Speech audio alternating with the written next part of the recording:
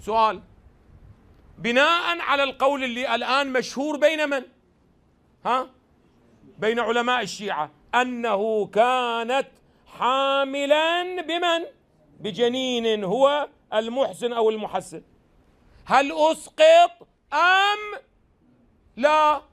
خلنا نفهم الجواب أعزائي، خلوا ذهنكم يمي. الجواب: في كتب أهل الشيعة، كتب علماء الشيعة، هناك روايات معتبرة على بعض الأقوال تقول نعم أسقط بأمر من عمر. التفتوا لي جيد. وبعض يقول بابا عندنا روايات ولكنها روايات ما هي؟ شنو؟ ضعيفة السند. عندنا رواية، مو ما عندنا رواية، ولكن هاي الرواية صحيحة عنده أو ضعيفة؟ ضعيفة السند. الرواية وين أعزائي؟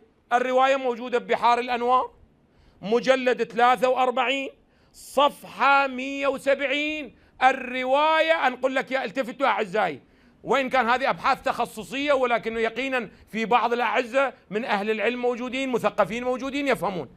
الرواية عن ابن سنان، عن ابن مسكان، عن أبي بصير، عن أبي عبد الله قال: قبضت فاطمة عليها السلام في جماد الآخرة يوم الثلاثاء ل3 خلونا منه سنة 11 من الهجرة، وكان سبب وفاتها أن قنفذا مولى عمر لكزها بنعل السيف بأمره فأسقطت محسنا.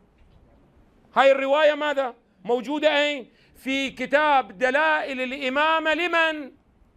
قولوا معي لمن؟ للطبري مولانا، مو الطبري السني، احنا عندنا في الطبري سني وعندنا في الطبري شيعي. هذا كتاب دلائل الإمامة مال الطبري. فبعض الأحيان الأعزاء اللي على الفضائيات ما يعرفون أكو طبريين، فيتصورون ما اجى طبري مرادهم طبري ماذا؟ صاحب التفسير والتاريخ.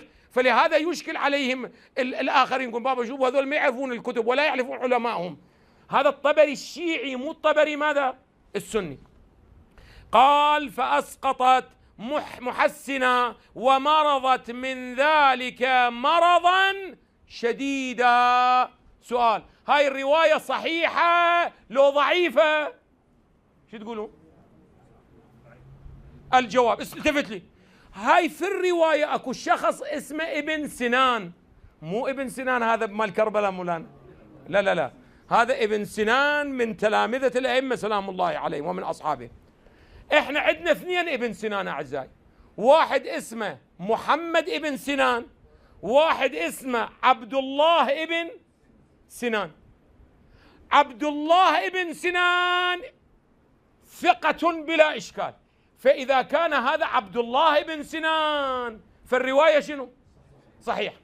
أما إذا كان هذا محمد ابن سنان فالرواية شنو؟ الرواية ضعيفة. التفتوا وش نسوي؟ ولهذا جملة ممن قال لا يوجد عندنا دليل صحيح على أنه أسقطت، قالوا لا توجد رواية. تقول له هذا ابن سنان، يقول لا هذا ما معلوم عبد الله ابن سنان، هذا منو؟ هذا محمد. والسيد الخوئي ضعف محمد بن سنان. انطيني هذا الكتاب الكبير، هذا أعزائي المفيد في معجم رجال الحديث. معجم رجال الحديث المن؟ سيد الخوئي. هناك يقول، التفتوا، رقم الترجمة 10919، قال هو من أصحاب فلان وفلان، متعارض فيه التوثيق والتضعيف فلا دليل على وثاقته. إذن ثقل وضعيف. فإذا في الرواية محمد بن، سؤال: هاي الرواية صحيحة لو ضعيفة؟ شو تقولون؟ الجواب التفت لي. هاي في الرواية اكو شخص اسمه ابن سنان، مو ابن سنان هذا مال كربلاء مولانا، لا لا لا، هذا ابن سنان من تلامذة الأئمة سلام الله عليهم ومن أصحابه. احنا عندنا 2 ابن سنان أعزائي، واحد اسمه محمد ابن سنان، واحد اسمه عبد الله ابن سنان.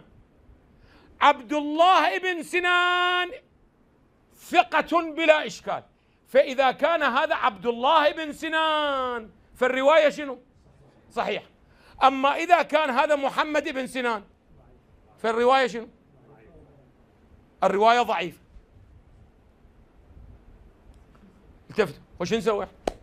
ولهذا جملة ممن قال لا يوجد عندنا دليل صحيح على أنه أسقطت، قالوا لا توجد رواية. تقول له هذا ابن سنان، يقول لا هذا ما معلوم عبد الله ابن سنان، هذا منو؟